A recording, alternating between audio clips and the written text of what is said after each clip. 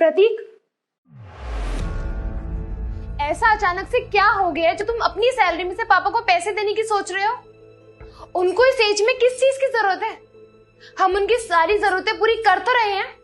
आस्था, ऐसे तो मैं भी तुम्हारी सारी जरूरतें पूरी कर रहा हूँ। घर का राशन, पीका की फीस और ये सारे बिल्स तो मैं ही पे करता हूँ। फिर भी क्यों तुम हर महीने मुझसे अलग से रुपए लेती हो? अच्छा, तो तुम अब मुझे और पापा को कंपेयर करने लग गए हो। मेरी बहुत सारी जरूरतें ऐसी होती है जिनके लिए मुझे पैसे चाहिए होते हैं, और पापा को इस उम्र में किस चीज की जरूरत है? तुम हर चीज उनको कहने से पहले लाकर तो दे देते हो ना, इसलिए उन्हें पैसे देने की कोई जरूरत नहीं है। इसलिए पापा तो कभी कुछ मांगते भी नहीं कि इस बार उन्होंने तुमसे पैसे मांगे हैं। ये तुमने बहुत अच्छी बात की कि इंसान जब बूढ़ा हो जाता है तो उसके शौक, उसकी जिम्मेदारियां सब खत्म हो जाती हैं। उन्हें किसी भी चीज की कोई जरूरत नहीं पड़ती। माना उन्होंने मुझसे पैसे कभी नहीं मांगे, लेकिन इसका मतलब ये नहीं है कि उन्हें पैसे की जरूरत नहीं पड़ती।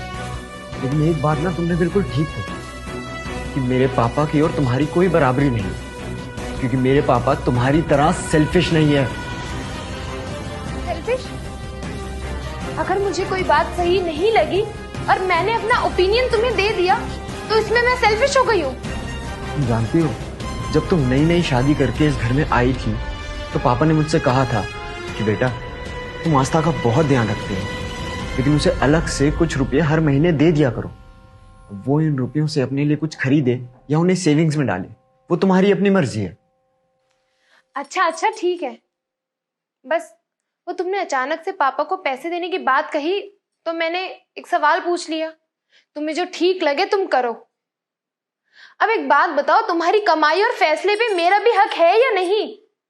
अरे तुम्हारा हक है, लेकिन पापा का भी तो हक है। लेकिन ये हमारा फर्ज बनता है कि उनके बिना कहे हम उनकी बातें समझें। और वैसे भी ये बात मेरे मन में कैसे आई तुम जानती हो? अभी थोड़ी देर पहले जब मैं यहाँ बैठा था तो पिहिका मेरे पास आई थी।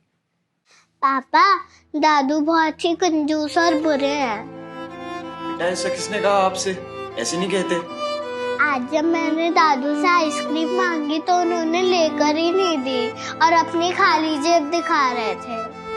पापा, सबके दादू अच्छे होते हैं, वो उनको आइसक्रीम दिलवाते हैं। मेरे दादू तो मुझे कभी भी कुछ नहीं लेके देते।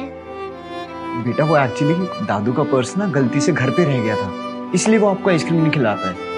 अब कल एक काम करना, आप दादू से डबल आइसक्रीम खाना। सच्ची पापा, डबल आइसक्रीम? वाह! सॉरी प्रतीक, मैंने जाने अनजाने में बहुत कुछ कह दिया। तुम बिल्कुल सही कह रहे हो, लेकिन मेरे पास इसके लिए एक प्लान है। पापा। क्या हुआ बच्चों, कुछ काम था? पापा, ये आपके लिए नया पर्स। इसकी क्या जरूरत?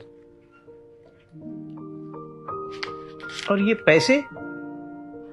पैसों का मैं क्या करूंगा? तुम लोग मेरी जरूरत का सारा सामान तो ले ही आते हो। पापा, ये आपकी जरूरत के लिए नहीं, आपकी खुशी के लिए है। जब पीका अपने दादा के साथ नीचे वॉक करने जाती है तो उसे आइसक्रीम कंपटीशन भी तो करना होता है ना, तो बस ये उन्हीं छोटी छोटी खुशियों के लिए है। मेरे पास सच में इतने प्यारे बच्चे हैं जिसकी वजह से मैं इस दुनिया का सबसे अमीर आदमी हूं। खुश रहो मेरे बच्चों।